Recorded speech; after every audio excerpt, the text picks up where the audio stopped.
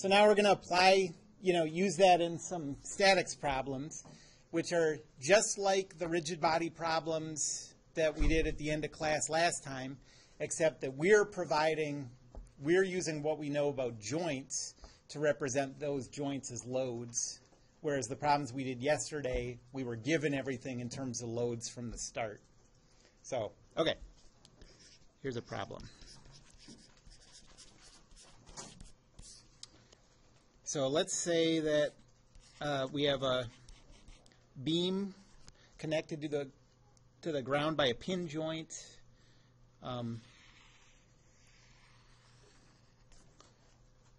And it's leaning up against a wall where this angle is 80 degrees.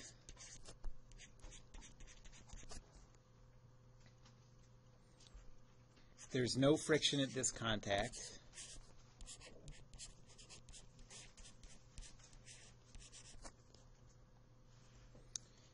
The length of this beam is 1/2 meter.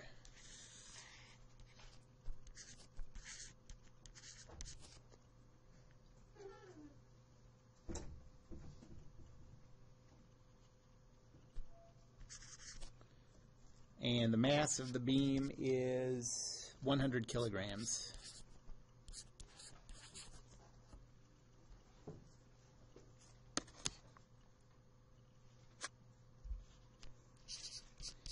What are the external loads on the beam?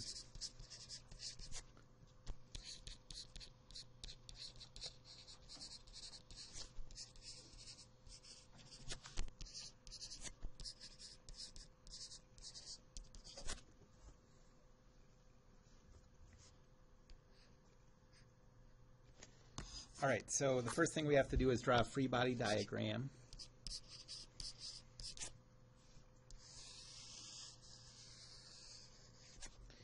The beam has a weight of 981, and that acts at the center of mass of the beam, right in the middle.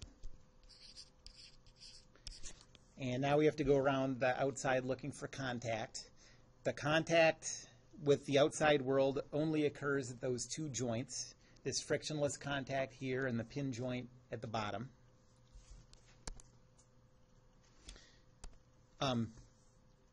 This pin joint, what type of loads does it apply to the beam?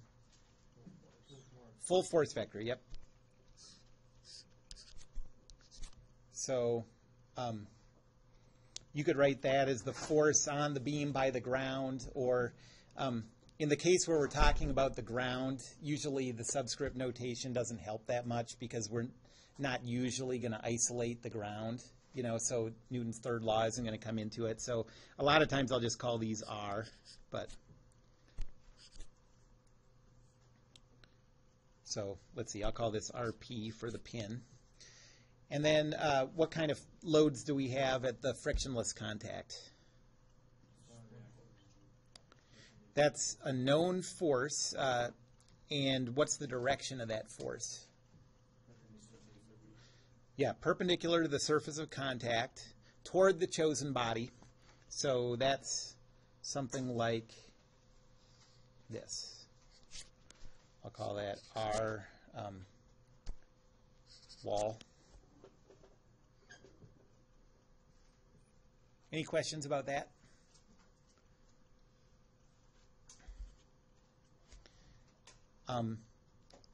And the last thing we have to do before we can start putting this into Newton's laws is we have to represent this force vector with the known direction in terms of vector components. I didn't give a coordinate system, but let's put it down here in the usual orientation. Okay, so how are we going to represent this force RW as a vector? Yeah, we're going to use cosine of sine, so it's going to be RW times the cosine of theta, sine of theta. What's the angle that we're going to take cosine and sine of? Yep, that's exactly right. And you can think of, to figure out what that angle is, you can go start in the positive x direction. If you go 80, you're here. Okay? we want to be perpendicular to that.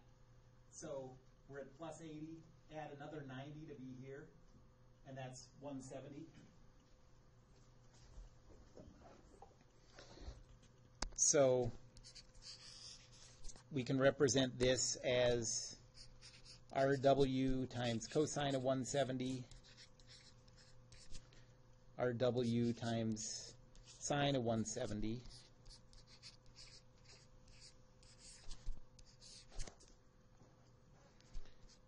And numerically, that is negative 0.985 RW, positive 0.174 RW.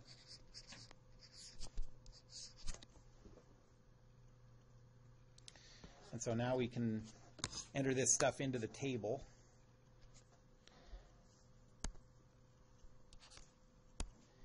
Pancake, artist, row, 4, marzipan.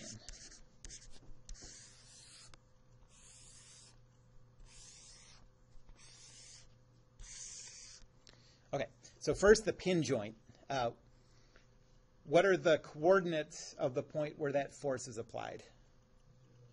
It's at the origin.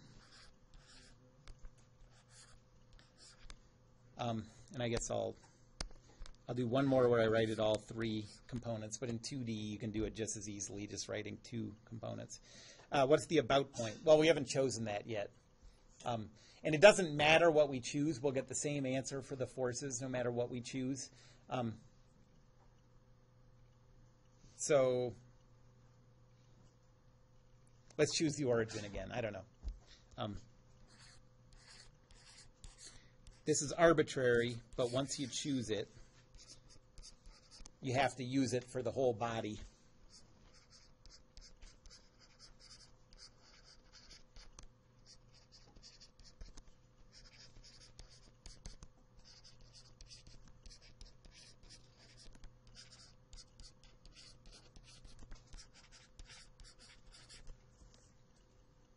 Okay, so the row vector is p minus a, so the row vector for this reaction force is 0.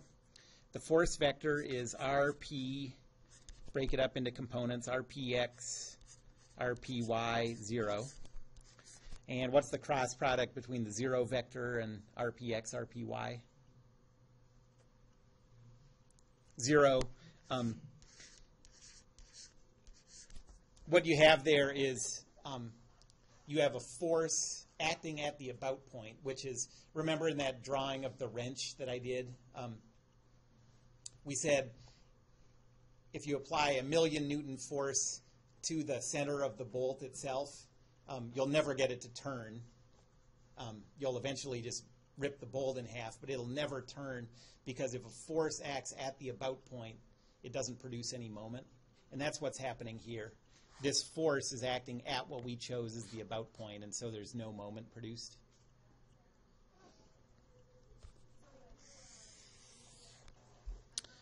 Okay, now let's go up to RW. What are the coordinates of that point?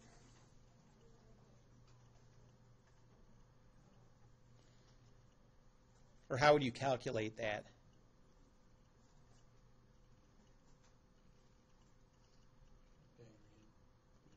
Yeah, you could do that. Or you could just use 0.5 times cosine and sine of... Did I give an angle here?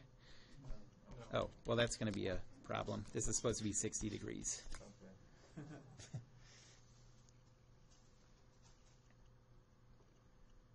Okay, so you can use cosine and sine of 60 degrees, multiply by 0.5, and you get 0.25, 0.4330.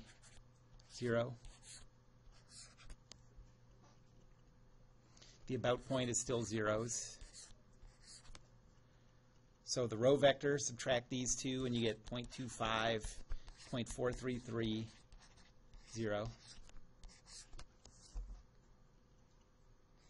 And now the force vector is this thing that we already figured out. So that's equal to negative 0.985 RW,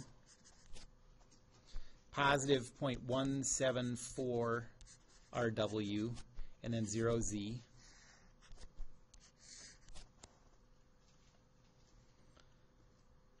And the cross product is 0.25 times 0.174 RW minus 0.433 times negative 0.985 RW. And if you calculate that, you get 0, 0, positive 0.94 RC.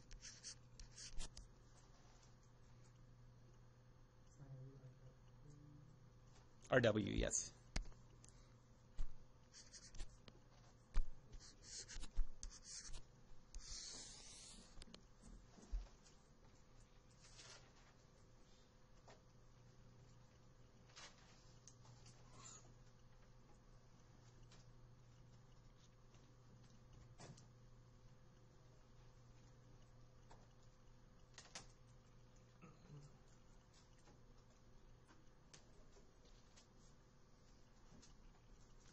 That doesn't seem right.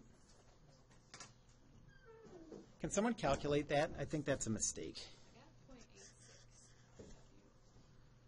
That's still, it seems like it, 0.47, that sounds more possible.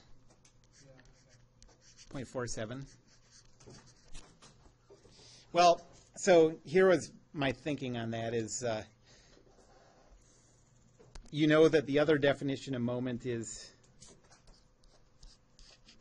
figure out the moment arm. So if you sort of extend the line of action of that force, you can figure out how far it is to get from the about point to the line of action. This length is only 0.5, so this length has to be something less than 0.5.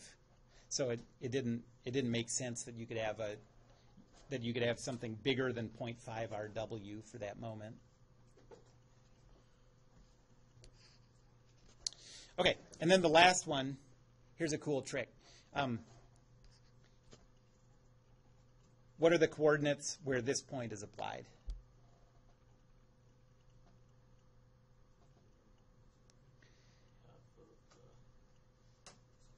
Yeah, it's half of the coordinates of this, and that always works, even when one of these 2 points isn't at the origin. If you ever want to find the midpoint between 2 points, just average the 2 points, and it gives you the midpoint between the 2 points. The greatest trick ever. You can use it all the time. Doesn't it come up a lot, Vadim? See? He wouldn't lie. Okay, so the midpoint is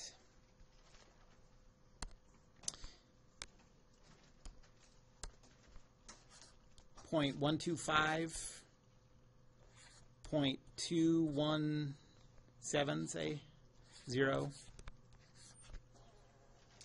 The about point is still zeros. The row vector, subtract, and you get 0.125, 0.217, 0. The force vector is 0, negative 981, 0. And what do you get if you take that cross product?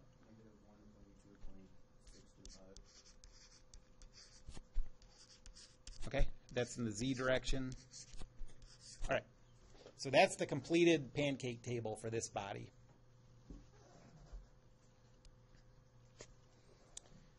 And now we can go to Newton's second law.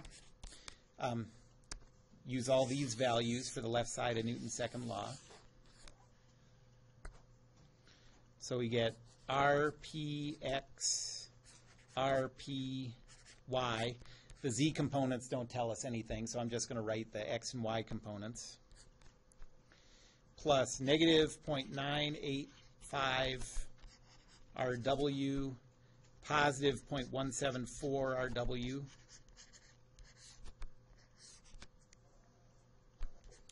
plus 0, negative 981 is equal to zeros.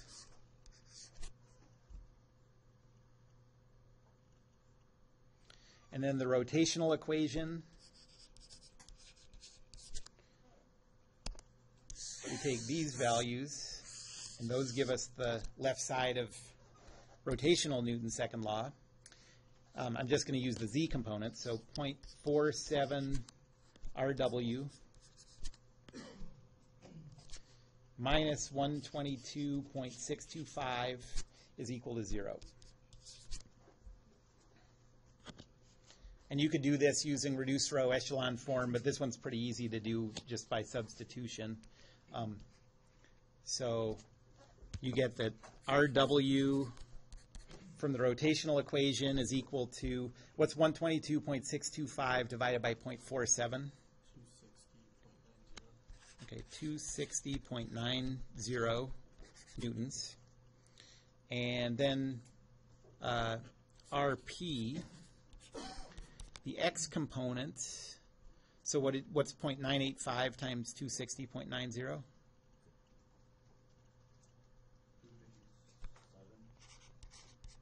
Okay, positive.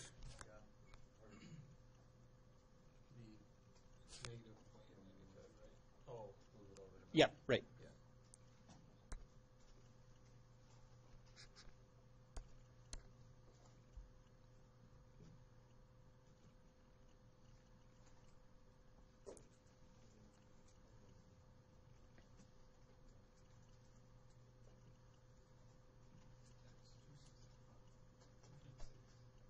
For y?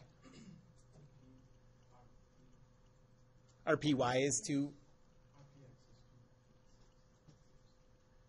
2.27. Sorry, I just didn't hear the decimals.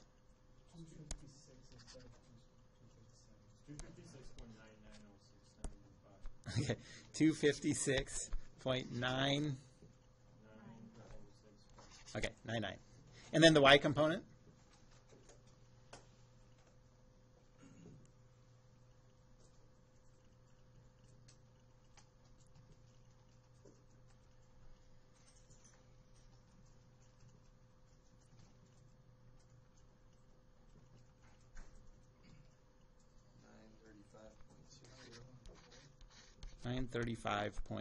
Okay, something like that. So there it is. So we used what we knew about the types of loads applied by those joints to write out a free body diagram and use Newton's laws to calculate the loads. Here's one thing that is important to keep in mind on these. For a single rigid body, how many useful equations do you have in 2 dimensions? 3. And so how many variables can you have?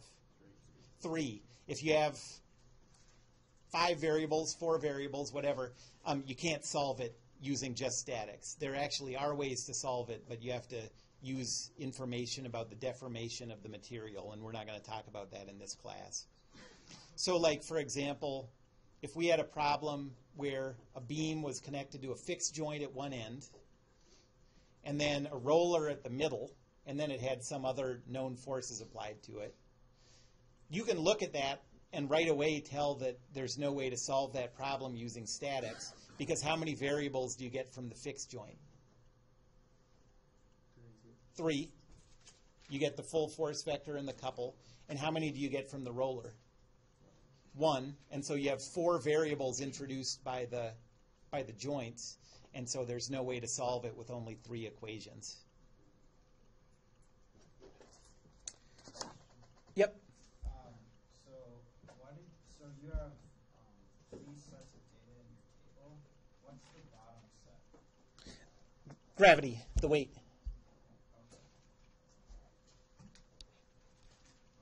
Okay. Any other questions?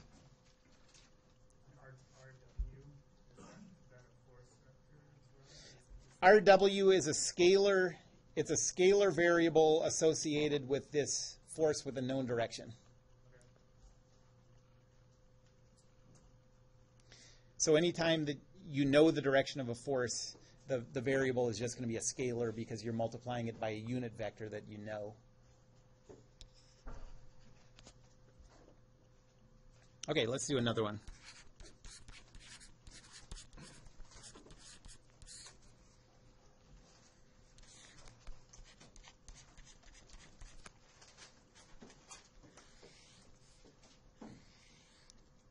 Okay, so let's say that we have this beam connected to the wall by a fixed joint.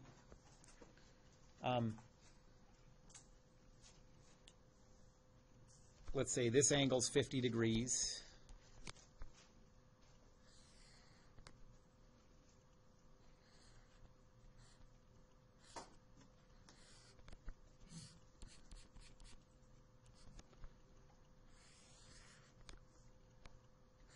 And the end of the beam is connected to a cable that goes over this pulley and supports a mass of 200 kilograms.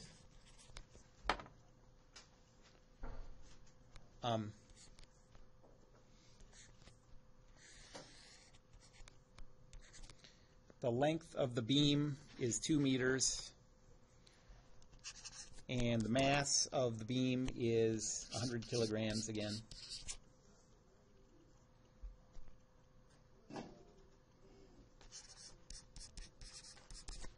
What are the reaction loads at the wall?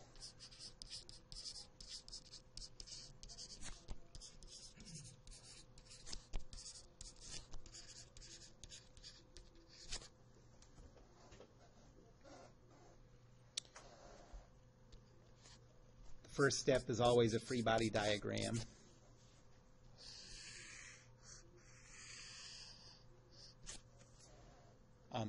Let's use a coordinate system at the wall and the standard orientations. Okay, so at the middle, we know that the weight is acting down. That's 100 times 9.81, so 981.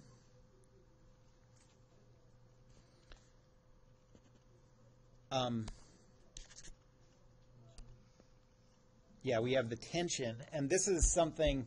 Okay, so the reason that we do statics before dynamics is because it gives you a lot of practice at dealing with the left side of Newton's second law, and then hopefully that'll be sort of second nature when you go on to the more complicated stuff on the right side.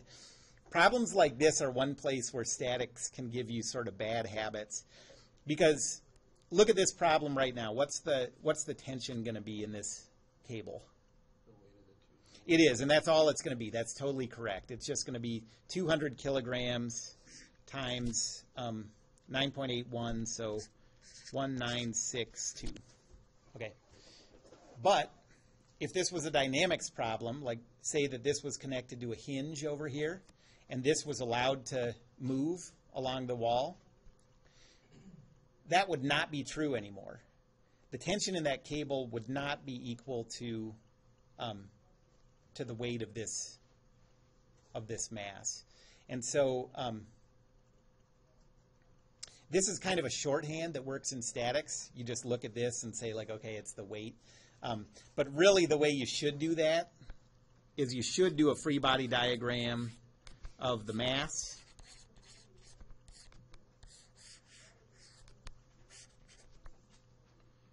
So 1962, T, and then use Newton's second law to calculate what T is.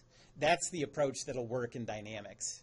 Just looking at it and assuming that the tension's equal to the weight of this mass, that approach will work in statics and it won't work in dynamics, because you end up having to subtract off the acceleration term. So this says, anyways, that T is equal to 1962. And now I don't have to feel guilty about putting it over here. Okay, and then this is a fixed joint, so what kind of loads are applied to the beam at the wall? Full force. Yep. And a couple. So, and the way to think about that, remember, is what motions are disallowed. It can't rotate, so we know there's a couple. I'll call that MR for reaction moment. It can't translate along either axis, so we know it's a full force vector. I have a question about the couple. Yep. Since the bar is like hanging, slanted, Mhm. wouldn't the couple be folded in the other direction? So the other. A different direction? Well, in 2 dimensions, all the couples are in the z direction or the negative z direction. Yeah, I'm talking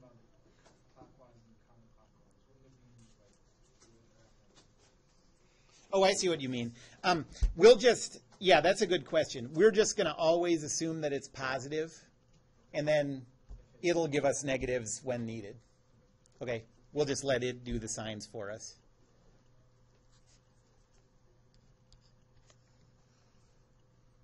Okay, so now I'm going to set up the table. Pancake, artist, row, 4. Marzipan! You didn't think I was going to use that voice, did you?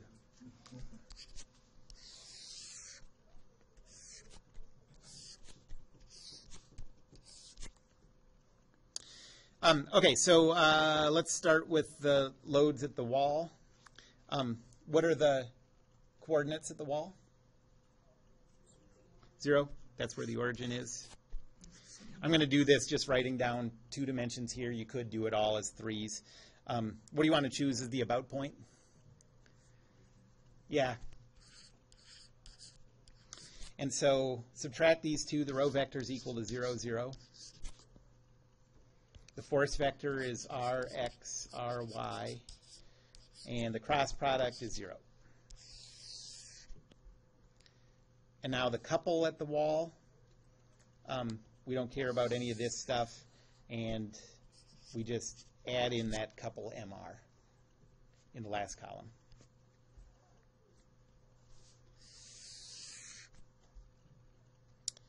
And now let's go to the end.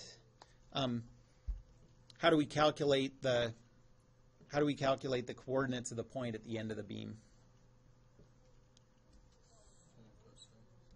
Yeah, okay, so what's the angle theta that we need to calculate this? It's going to be 2 times cosine and sine of some angle. What's the angle? That's right, 270 minus 50. Anybody having trouble seeing that? So we start here at the positive x-axis. If you went positive 270, you'd be down here. The line we want falls 50 degrees short of that, so it's 220 degrees. So what's 2 times cosine and sine of 220 degrees?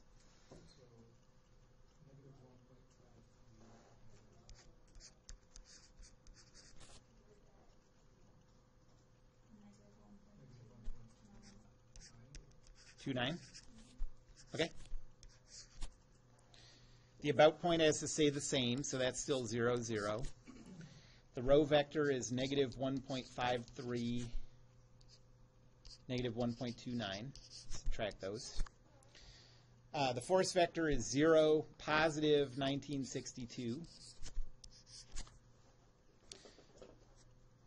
And the cross product of these is just equal to negative 1.53 times 1962 minus this times this, which is 0. So what do you get for the cross product?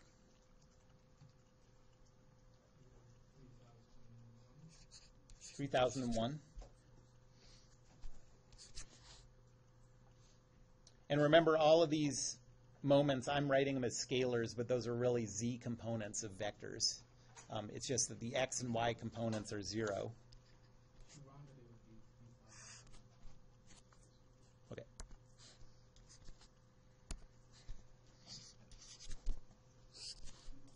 We got 2005. Okay. I'm going to keep, I like 3002. Feels right to me. If you don't round it, you round it at the end. You get 3005. Okay. Maybe tomorrow. Okay. I'm keeping 3002. I have an emotional connection to it. The answer's 0 tomorrow. Yeah. So now how do we find the point where the weight is applied? Have the average. Yeah, just take the average of those two. It's the midpoint. So 0.76, and that's negative, and negative 0.65.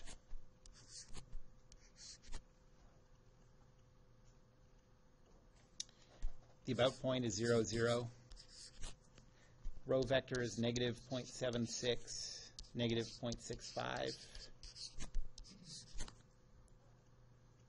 The force vector is 0, negative 981. What's negative 0.76 times negative 981?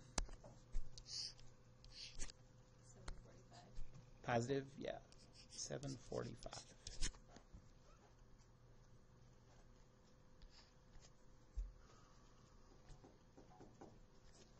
Okay, so now Newton's second law says Rx, Ry plus 0, 1962 plus 0, negative 981 is equal to zeros. And so right away we can solve for R. It's equal to 0, negative 981.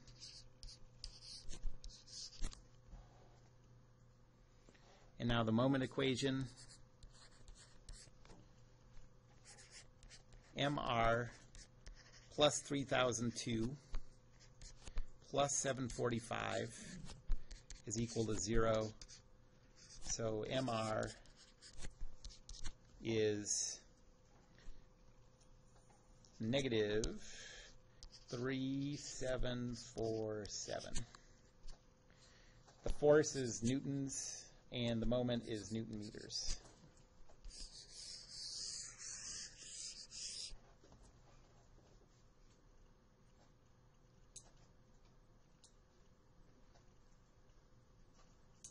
How come that 3002 isn't negative? And, Okay, negative. And so this should be negative. And so what do you get for MR? 2257.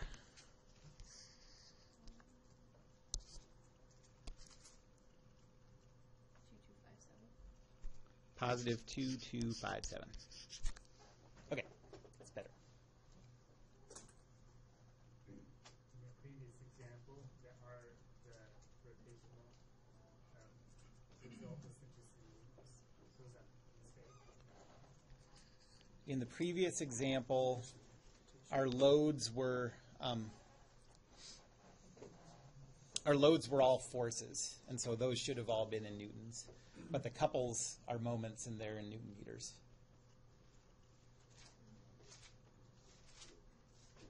We got a quick question about the couples.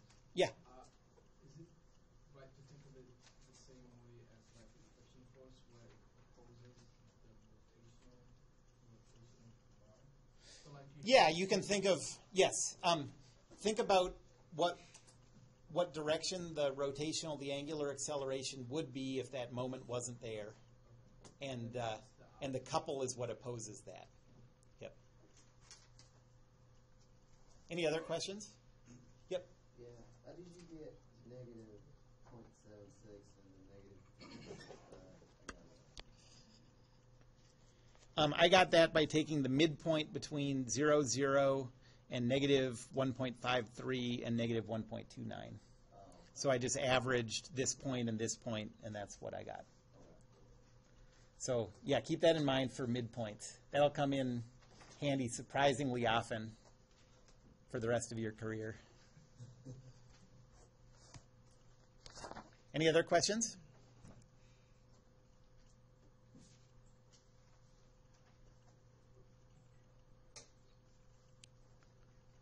Okay.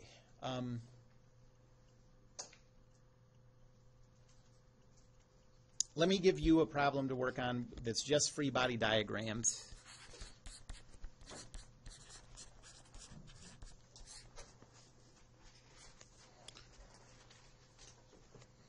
Okay, so let's say we have a beam that's connected at the left by a pin joint.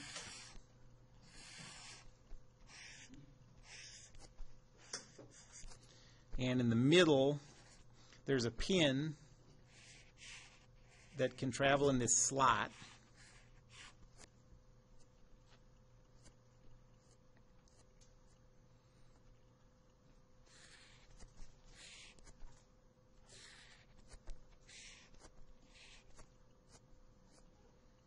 Okay, so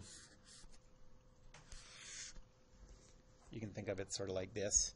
And a force of 10,000 newtons acting there. Let's say the mass of this beam is 50 kilograms.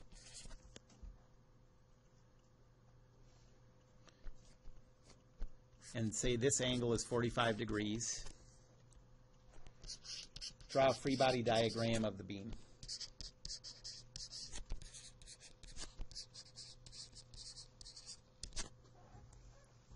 Okay, so bounce this off the people next to you.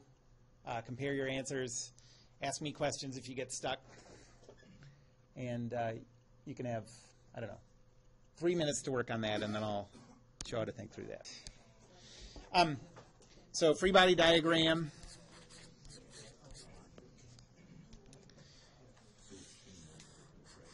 There's the beam. There's weight acting at the center. So the weight is 50 kilograms times 9.81, 490.5, somewhere around there. And then there's 10,000 newtons acting at the end. What kind of load is acting at the pin? Yep, so I'll call that RA. And then what kind of load is acting at the slot? Yep, known direction perpendicular to the slot. I'll put it like this, RB. Did anyone draw the force RB in the exact opposite direction? Probably half of you. That's fine either way. What? Can you draw it on like does it work if you draw it on the bottom of the beam, like going towards it? So if you had that arrow, but you put it Yes. underneath, Yep. that's- Yeah, it's the same thing. Okay. Yep. Okay. So what would happen if I solved it this way and someone else solved it with their perpendicular vector to the slot going the other direction? What kind of answers would you get? That's right. I'd get like maybe positive 200 newtons. They'd get negative 200 newtons. If you plugged them back in, multiplied that value times the unit vector to get the force vector, you'd end up with the same force vector. So that's perfectly okay. Yep. Why is RB pointing away from the beam instead of towards the beam? Yeah, it could have been, I could have done it down here instead, pointing towards the beam. It's the same thing. Okay, but why isn't the direction flipped so that it's like if you have it in the same location but just the arrows? Like that? Yeah. You could do it like that. You just get a negative answer, but it means the same thing. The answers are equivalent. Any other questions? So you can use like RP for the pin or RS for the slot. Yep. Yeah, right. Yeah, that's totally just, those are just variables. You can call it what you want. Can that beam actually move if it has like the joint there and the pin and slot? Or is it No, it could not move at this instant. It sort of looks like it could, but the only way it could move at that instant, and it could only do it for a millimeter or whatever, is if that slot was horizontal. okay?